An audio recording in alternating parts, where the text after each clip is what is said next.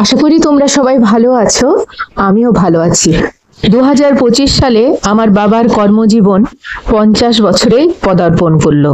বাবার অভিজ্ঞতার অফুরান ভান্ডার থেকে আমি একটুখানি নথিভুক্ত করার চেষ্টা করেছি। আমার সেই প্রয়াসের এইটি হচ্ছে তৃতীয় পর্ব। অগাস্ট থেকে 1986 পর্যন্ত এখানে এই কোয়ার্টার চাকরি করেছি। 86 পর্যন্ত এই কোয়ার্টারটা এত আরামদায়ক ছিল, মানে ঘরগুলো বড় বড় আছে সেই রকম ভাবে। যদিও তখন এসি বেসি কিছুই আসেনি, আমরা ভালোই ছিলাম। তো আর এখানে কত লোকজন আসতো? আর গোটা মানবাজারের যত আমার বন্ধু বান্ধবরা এসে এইটা একটা পাঁচি ছিল, পাঁচিল এইখানে আর এইখানে 10 ফুট মাঝখানে গ্যাপ দিয়ে দুটো পাঁচিল, 4 ফুট পাঁচিল, সেইগুলোতে দু সাইডে সবাই বসতো, পাঁচিল গুলোর উপরে সবাই বসে থাকতো। আর সেইখানে নানা রকম গল্প হতো, চা তো প্রাকৃতিক হতো, তাছাড়াও আরো কিছু খাওয়া দাওয়া হতো। শেষে হাসি ঠাট্টা করে গল্প টল্প করে সবাই চলে যেত। বাজারের অনেকে আসতো, সমীর বাবু, বাদল, শিশির বাবু ইত্যাদি ইত্যাদি। তার সঙ্গে অরুণ কাকু, 4 জন ডাক্তার বাবু আর 5 জন ডাক্তার যারা ছিল। হ্যাঁ, এত আমাদের সৌহার্দ্য ছিল। আরো 2 জন ডাক্তার, উড়িষ্যা থেকে পাস করা, কলকাতায় হাউস সার্চিং করে একজন চৌধুরী, এখন আমার ফোনে দৈনিক গুড মর্নিং গুড ইভিনিং আর পান্ডা, তাদের তো খুব অভিজ্ঞতা ছিল। হাসপাতাল আমরা 3 জনে মিলে, মানে তপন দাও চলে গেলে, আমি, চৌধুরী আর পান্ডা 3 জন মিলে হাসপাতাল চালালাম। তো চৌধুরী এক্সপার্ট ইন গাইনোকোলজি ছিল, শম্ভুনাথ পন্ডিতের হস্তক্ষেপ করেছিল। যে কোনো প্রবলেম, ও সিজারটা করেনি কোনদিন, বলে সিজারটা আমি করবো না। 75 সালে 30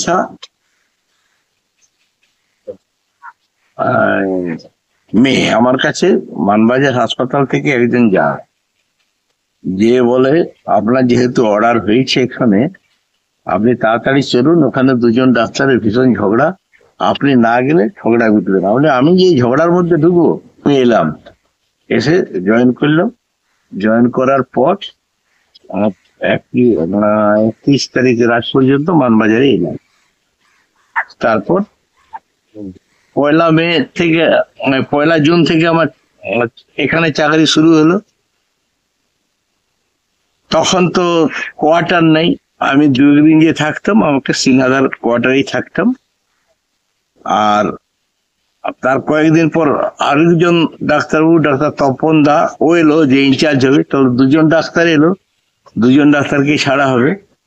আমাদের ততদিন ওইখানে একটা কোয়ার্টারে থাকতে দেওয়া হয়েছিল, যে এইখানে তোমরা থাকবে। আমাদের খাবার টাবার ব্যবস্থা তখন ছিল, এইখানে একটা হোটেল ছিল, ওইখান থেকে আমাদের খাবার এনে দিত। খাবার এনে ওইখানে আমরা খেতাম। আর আমি কোনোদিন চান্দ্রা চলে যেতাম, বা লক্ষ্মীপুর ছিল, চান্দ্রায় যেতাম বেশি আর কি। আর তপন থেকে থাকতে হতো। এমনি 13-14 দিন পরে ওরা দুজনেই চলে হলো। চলে যাওয়ার পর আমি হলাম সেকেন্ড মেডিকেল অফিসার, আর তপন দা হলো ফার্স্ট মেডিকেল অফিসার ইনচার্জ। সেটা জুনের শেষ দিকে। ওরা দুজন ভালোভাবেই কাজ টাজ করেছি, নিজেদের মধ্যে কোনো বিবাদ হয় নাই, কিছু নেই। তারপর এলো এমার্জেন্সি পিরিয়ড মানেই প্রচুর অপারেশন করাতে হবে, নাশবন্দি করাতে হবে, ইত্যাদি ইত্যাদি। সরকারের নিয়ম অনুযায়ী আমরা প্রচুর অপারেশন করাতাম। পুরুলিয়া থেকে ডাক্তাররা আসতো, তারা করে দিয়ে যেত।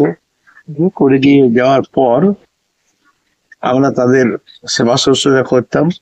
বিভিন্ন স্টাফের কোয়ার্টার, তাদের বললাম তাদের ছুটি নিয়ে যাও, তোমাদের কোয়ার্টার গুলো ছেড়ে দাও, আর ছেড়ে দিত। সেইভাবে মাটিতে বিছানা করে গাদা গাদা রুগী রেখেছি। এইরকম ভাবে চলতে চলতে মাঝখানে কোনো প্রবলেম হয়নি। চলতে আরেকজন ডাক্তার এলো, নামটা ঠিক ভুলে গেছি। আমরা 3 জন হলাম, তাও ভালোই চললাম।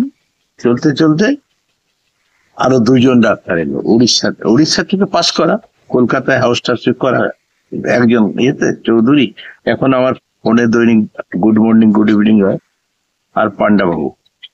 তাদের সঙ্গে খুব হৃদ্যতা ছিল আমাদের। হাসপাতাল আমরা তিনজনে মিলে, মানে তপন দাও চলে গেল, আমি, চৌধুরী আর পান্ডা তিনজনে মিলে হাসপাতাল চালালো। তো চৌধুরী এক্সপার্ট ইন গাইনোকোলজি ছিল, শম্ভুনাথ পন্ডিতে হাউস ট্রান্সফার করেছিল। যে কোনো প্রবলেম, ও সিজারটা করেনি কোনোদিন, বলছে সিজারটা আমি করবো না এখানে, তবে আমি বাকি যা গাইনির কাজ আছে সবই করবো নিখুঁত।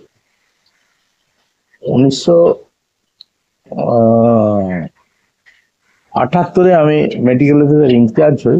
দুজন ডাক্তার আসে নতুন উড়িষ্যা থেকে, তারা খুবই সিনসিয়ার ছিল, খুবই এক্সপার্ট ছিল এবং আমাকে খুব মান্য করতো, এখনো করে, তাদের সঙ্গে আমার যোগাযোগ আছে। তারা খুব, আমরা তিনজনে মিলে হাসপাতাল চালাই গেছে। তখন কনস্ট্রাকশন কাজ শুরু হয়েছে, কনস্ট্রাকশনে কিছু বিল্ডিং হয়ে গেছে। তো আমরা 1983 অব্দি অপেক্ষা করিনি, 1978 আরম্ভ হয়েছিল, 77 প্রায় 80তেই আমরা কতগুলো রুম পেয়ে গেছিলাম। আমরা সেইগুলো ব্যবহার করে হাসপাতাল থেকে যতটা সম্ভব পারতাম বেড ফেড গুলো ভালোভাবে মানুষকে দিতে পারতাম, আর পরিষেবাটাও দিতাম। ডেলিভারি কেস কোথাও বাইরে যেতে হতো না, নিতান্ত দরকার না পড়লে। এইভাবে চলতে চলতে কিছুদিন পরে ওই উড়িষ্যার ডাক্তারবাবুরা দুজনে একের পর সার্জার এলেন। রমানাথ রায় বলে একজন খুব ভালো ডাক্তার, ও আমার সঙ্গে আছে এখনো প্রেগনেন্সি। ও এলো,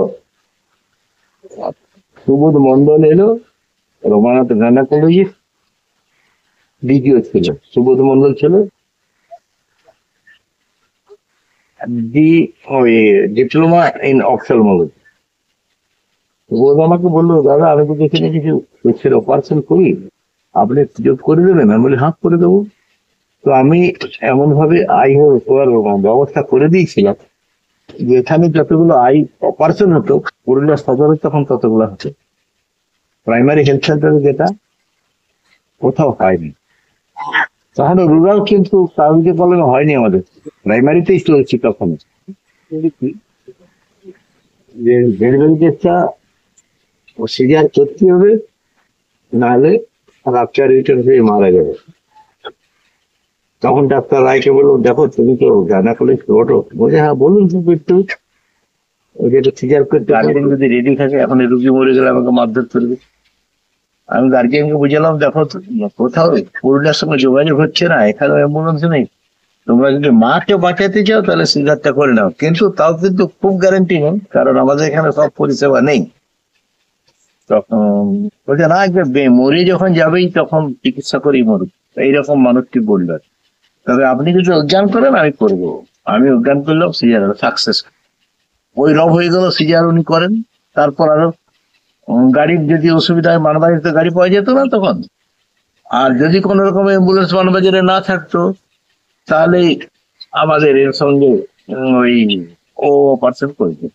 আমি বলছি আপনি পার্টি আর অ্যানাস্থেসিয়া রুগী সামলাবেন, আমি অপারেশন করি। এইরকম ভাবে আমরা কাজ করে মানুষের যতটা পারি উপকার করেছি। চোখটাও একটা রেকর্ড কোনো প্রাইমারি হেলথ সেন্টারে হয় না, আর সিজারও রেকর্ড কোনো প্রাইমারি হেলথ সেন্টারে হয় না, ওগুলো সব মানবাজারেই হইতো। তারপর তো আস্তে আস্তে আস্তে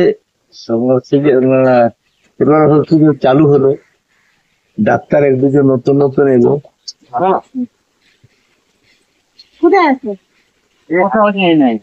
হাঁটতে না, বই বলছে তোমার 50 বছর পুজো, হাসপাতালে কোথায় কি করেছে সেটা আমরা সবার এটা বই ভর্তি হয়ে যেত। তারপরের ঘটনা হচ্ছে আরো ডাক্তারবাবুরা এলেন, কিন্তু ওই সিনসিয়ার ডাক্তার আর পাইনি। ডাক্তার রায়ের মতনও সিনসিয়ার ডাক্তার পাইনি, চৌধুরীর মতো পাইনি, আর সুবোধ মন্ডলের মতো পাইনি। তবে যে কার্ডিওলজিস্ট যে ভদ্রলোক এসেছিল, সে প্রচুর ইসিজি পর্যন্ত সীমা, তার বেশি কিছু করেছে না, সেগুলো মানবাজারে করতাম। উনি পায়রাচালির ডাক্তার ছিলেন, কিন্তু মানবাজারেও খ্যাতি দিয়েছিলাম, ও মানবাজারে সব করছে, পায়রাচালিতেই যাওয়া আসা করে। এইভাবে হাসপাতালে আমরা পরিষেবাটা দিয়ে গেছি। হ্যাঁ, এই আমার বড় বাবাই যাবে। হ্যাঁ, আমার জীবনের ইতিহাসটা